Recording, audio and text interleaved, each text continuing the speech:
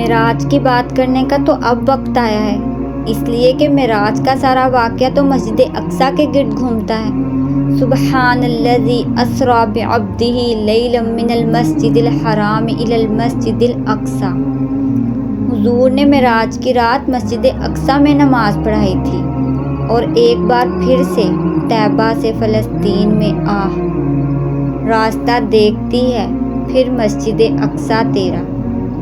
ایک بار حضور گئے تھے مکے سے مسجد اقصیٰ، اور پھر حضور فرماتے ہیں جب میں واپس گیا نا تو کفار نے، کیونکہ مسجد اقصیٰ دیکھی ہوئی تھی، تو مجھ سے پوچھنا شروع کر دیا کہ مسجد اقصیٰ کی کھڑکیاں کتنی ہیں، دروازے کتنے ہیں، پلر کتنے ہیں۔ جب انہوں نے سوال جواب کیے تو حضور فرماتے ہیں کہ رب کریم نے مسجد اقصیٰ کو اٹھا کے میرے سامنے رکھ دیا۔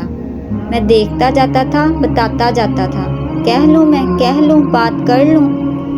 ایک دفعہ حضور مکے سے مسجد اقصیٰ آئے اور ایک دفعہ مسجد اقصیٰ میرے نبی کی زیارت کے لیے مکے گئی۔ حضور کی زیارت کے لیے مکہ شریف گئی۔ میرے نبی تو صرف کسی چیز کی طرف دیکھ لیں تو وہاں رحمت کے پھول کھلتے ہیں۔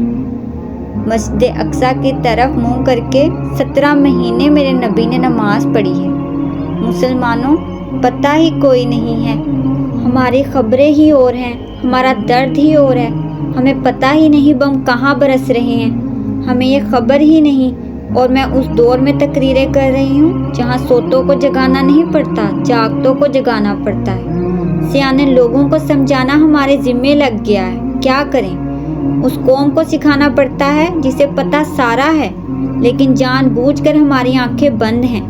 یہ مولوی کوئی بات کرتا تو لوگ کہتے دیکھا مولوی گالی دیتا ہے، لیکن اگر قائد اعظم محمد علی جناح کہیں کہ اسرائیل امریکہ کی ناجائز اولاد ہے تو پھر تو تمہیں ہضم کر لینا چاہیے نا، پھر تو لبرل کو بھی ہضم ہونا چاہیے نا کہ قائد اعظم نے کہا ہے، اور اس ناجائز بچے کو تم نے اتنی طاقتیں دے دیں کہ وہ مسلمانوں کے قبلہ اول میں نماز پڑھنے والوں کو بھی نہ بخشے۔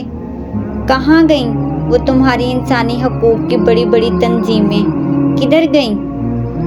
میرا پاکستانی میڈیا سے بھی سوال ہے۔ چند دن پہلے سیالکوٹ میں ایک واقعہ ہوا، ناانصافی ہو گئی جی ایک عورت کے ساتھ۔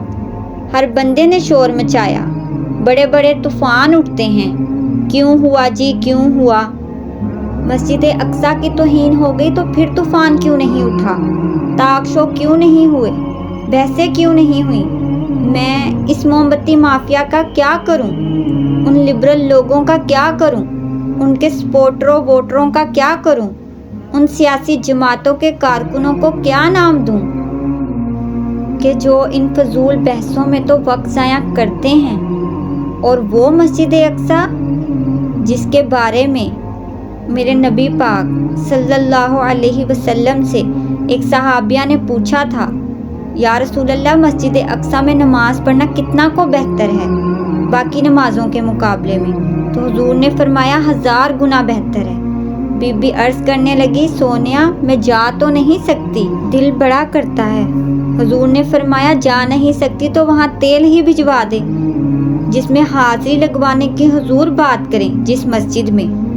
اور نبی پاک علیہ السلام نے فرمایا خاص کر کے سفر کرنا ہوا تو 3 مسجدوں کے لیے کرنا، ایک مسجد حرام بیت اللہ کے لیے، دوسرا مسجد نبوی کے لیے، اور تیسرا مسجد اقصیٰ کے لیے۔